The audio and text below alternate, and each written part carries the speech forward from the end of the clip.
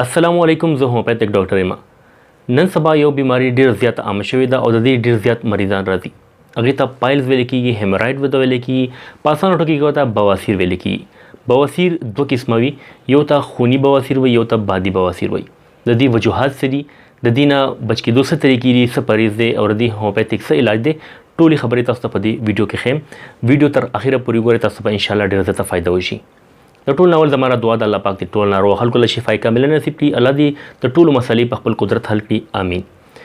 ملګرو، بواسیر هغه خلکو ته کیږي چې د چا کانسټیپیشن وي، قبض وي ډیر زیات، یعنی په دویمه درېیمه حاجت لپاره ځي یا که روزانه هم حاجت لپاره ځي، خو حاجت ډیر زیات تکلیف سره کیږي، ډیر سختۍ سره کیږي، نو دغه حالت چې کوم دی دا ابتدایي شکل وي د بواسیرو. دا چې کله کرونیک شي، دا ډیر زیات شي، د کانسټیپیشن دا قبض ډیر زیات شي، نو بیا بواسیر شکل اختیار کی. په دویم نمبر هغه خلک چې هغه ډیر زیات اوبیس وي، ډیر زیات اوبیسټي وي، موټاپه وي، ورته بدن ډیر زیات غټ وي، نو هغه خلکو ته هم بواسیر مسله راپېښېدلی شي. دا دوه وجې شوي. په دریم نمبر هغه خلک چې هغوی آفس کار کوي، ډیر زیاته ناسته کوي یا ډرایوینګ کوي، مسلسل ناسته کوي ډرایوینګ، یا هغه زنانه چې کومې کور کې ناستې وي، بدن یې هم غټ وي او کار روزګار نه کوي، ټول ورځ ناست وي او صرف خوراک کوي، نو هغه خلکو ته هم د بواسیر مسله راپېښېدی شي. دا درې وجې شوي.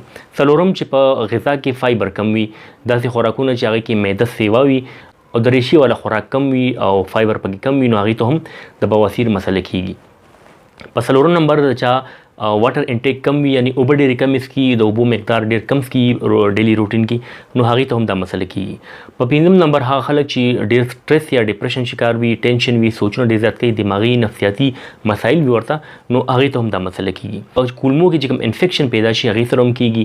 یا هغه خلک چې کوم انټرکورس په انل انټرکورس کوي، نو هغې ته هم دا مسلې راپېښېدلی شي. دا خو څو وجوهاتو د بواسیر او د دې نه د بچ کېدو ډېر اسانې طریقې دي. کوشش کوئ تاسو اوبه ډېر زیات څکئ، اوبو مقدار سیوا کوئ، داسې غذا استعمالوئ چې په هغې کې فایبر وي، یعنی په میوو کې سیو شلو، سیو کې فایبر ډېر زیات وي، په ام کې وي، او په ډرای فروټ کې چې دی انځر شو، وسکي شوي، اشاړي شوله، نو په دې کې فایبر ډېر زیات سیوا وي.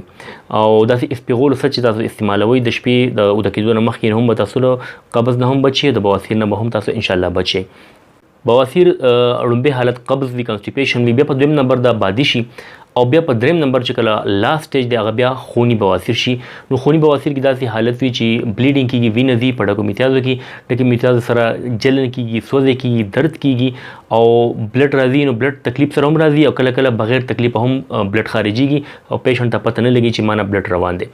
نو دا خوني بواسیر دی. بیا لاست اخري سټیج یې داسې دی چې غوټې وشي، چې کوم د ډکو میتیازو ارد ګرد کومه ایریا ده په هغې کې غوټې جوړې شي.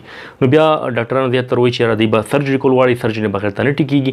خو د سرجري طرف ته تلو نه مخکې زما تاسو دا مشوره ده چې یو پیره هومیوپیتک میډیسن خامخا ټرای کړئ، انشاءالله بغیر اپریشنه به تاسو دا مسله د الله په فضل باندې ختمه شي. هومیوپیتک میډیسن زه تاسو ته ښیم د بواسیر دپاره، خو د هغه مریضانو دپاره ده چې ابتدایي انیشل سټیج وي، یعنی د چا بواسیر ابتدا وي، نو هغې دپاره دا میډیسن دی، دا استعمال کې انشاءالله نو ریکوري به وشي او دا مسله به ختمه شي. خو که چېرته کرونیک وي، ډېر زیاته پخوانۍ مسلې وي او مسلسل ډېر علاجونه یې کړي وي او ډیک شوي نه وي، نو هغې دپاره زما په کلینیک باندې شبیر هومیو کلینیک باندې تاسو دپاره یو پایلز کورس ما جوړ کړی دی. هغه مختلف میډیسن کمبینیشن دی چې هغه تاسو استعمال کې تاسو ډېر پخوانی بواسیر اب انشاءالله ختم شي. نو هغه تاسو بالکل آنلاین آرډر کولی شئ، په سکرین باندې د واتساپ نمبر دی زما، په دې رابطه کولی شئ. که چېرته تاسو د کلینیک سره نږدې خواوشا کې، نو تاسو کلینیک ته هم راتلی شئ او دا پایل کورس تاسو اخیستی شئ. او که نه چېرې تاسو د کلینیک نه لرې یا تاسو ته تکلیف وي راتلو کې، نو تاسو واتساپ نمبر باندې رابطه وکړئ. دا پایلز کورس چې کوم دی دا تاسو آنلاین هم آرډر کولی شئ. د دې کورس قیمت چې کوم دی 2000 روپۍ دی، بالکل مناسب قیمت دی، ځکه چې دې کې ډېر زیات قیمتي میډیسن ما ایډ کړي دي او دا چې تاسو استعمال کړئ انشاءالله یو میاشت د دې مسلسل استعمال وکړئ، نو ستاسو د پایلز دا مسله به مکمل طور باندې ختمه شي. او که چېرې ستاسو د بواسیر ابتدایي شکل وي، نو لږ غونتې وي تکلیف، نو تاسو لپاره هومیوپیتک میډیسن ښیمه نکس وامیکا 30 دا تاسو راواخلئ د هومیوپیتک سټور نه، او دا سهار غرمه ماښام 10 کترې په نهره باندې یو پیالې اوبو کې اچوئ او دا استعمالوئ. ورسره رشدار خوراکونه کوئ او د سپیغولو ست استعمالوئ. کوشش کوئ په میوو کې چې سیو او امرود خامخا استعمالوئ روزانه په بنیاد باندې، نو انشاءالله ستاسو د بواسیر دا مسله به ختمه شي. ملګرو، که تاسو د ویډیو څه فایده درکړې وي، دا ویډیو مو خوښه شوې وي، زما چینل ډاکټر شبیر پښتو خامخا سبسکرایب